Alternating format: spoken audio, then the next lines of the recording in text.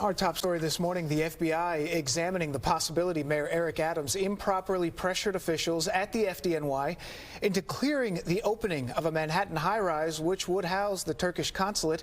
That's according to a New York Times report. Well, it allegedly happened in 2021 before the mayor was mayor. He was a borough president at that time. City Hall lawyers say the mayor is cooperating with the investigation and that a federal officer improperly leaked details of this investigation. Now, the examination is part of an ongoing campaign fundraising investigation. And last week, FBI agents seized cell phones and an iPad from the mayor. The seizure came just days after the FBI raided the home of his chief fundraiser, Brianna Suggs, 25-year-old. The mayor was in D.C. at the time, had to turn around, come back. Now, last week, I asked Mayor Adams about this when I spoke to him one-on-one. You were on your way to D.C. when you got word that the feds raided your top fundraiser. I'm just wondering, was it coincidence that it happened that day? Or do you think it was suspect? You know, I can't speculate on things. You know, we don't have the answer to so many questions. The history allows us to reflect on what happened and how things happened. And while the mayor has not been accused of any criminal wrongdoing, city lawmakers say they're concerned. Joining us right now, City Council Minority Leader Joe Borelli, thank you for being here this morning. I know you were in Puerto Rico with the Somos Conference.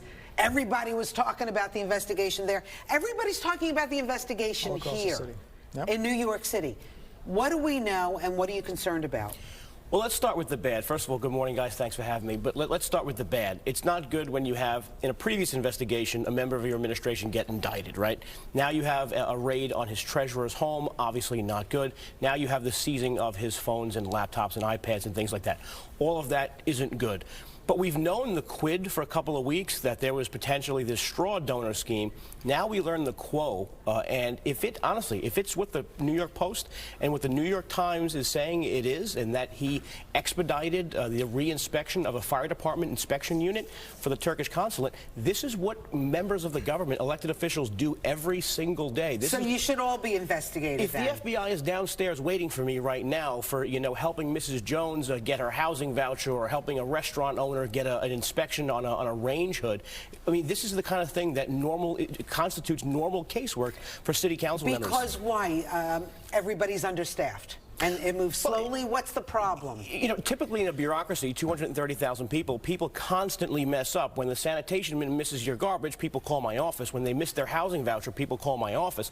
I chaired the committee that oversaw the fire department. This was a long-term public discussion of how bad the fire department was for many years in getting these re-inspections. You're a restaurant owner.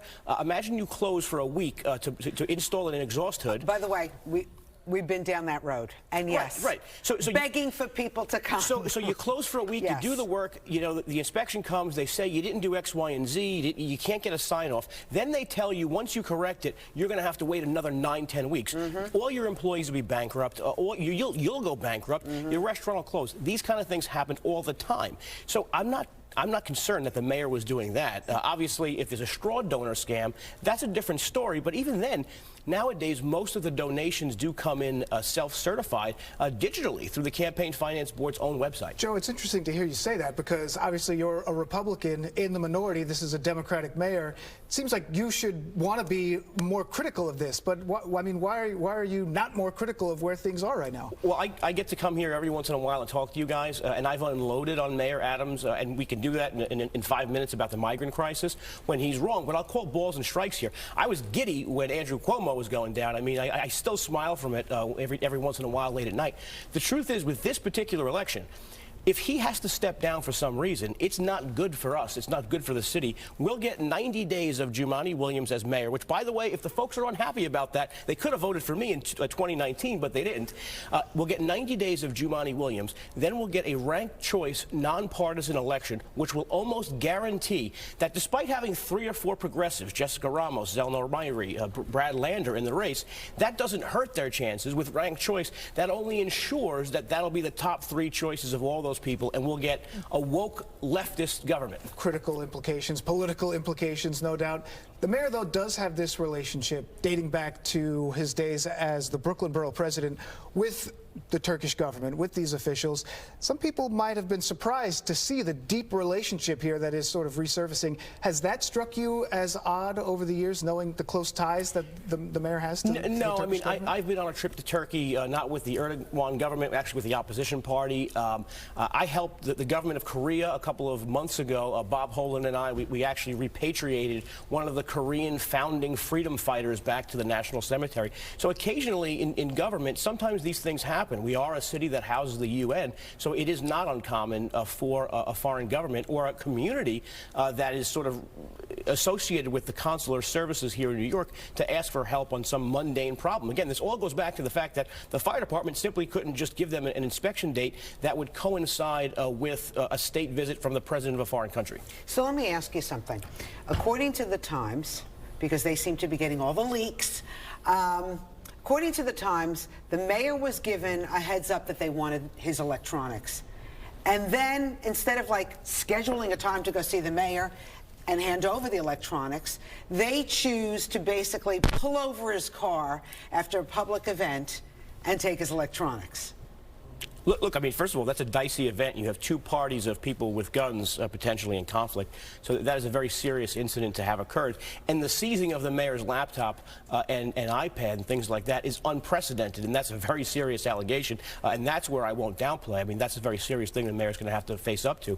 But 3 years ago, I would have never questioned at all the politicization of the FBI or prosecutors, but when it comes to state, local, and federal prosecutors, we have seen different standards when people are singing the same political tune as the party in power. So I would have never cast any aspersions on prosecutors. I was a true blue guy, and now I have to say, with the prosecution of Donald Trump and stuff like that, whether you like him or not, we are seeing a different bias from the FBI and prosecutors. Can the mayor be effective moving forward? I mean, can city business be done while this is? I mean, the mayor's having his phone seized and the investigation's ongoing. Well, it has to, because the real thing we should be criticizing the mayor on is that despite a projected $4 billion budget deficit that we knew about, now we're going to have another $3, $4, $5 billion gap to accommodate to because of this migrant crisis that he decided months ago that he wanted to have, and now, thankfully, he's come around to the fact that he doesn't want to have it anymore.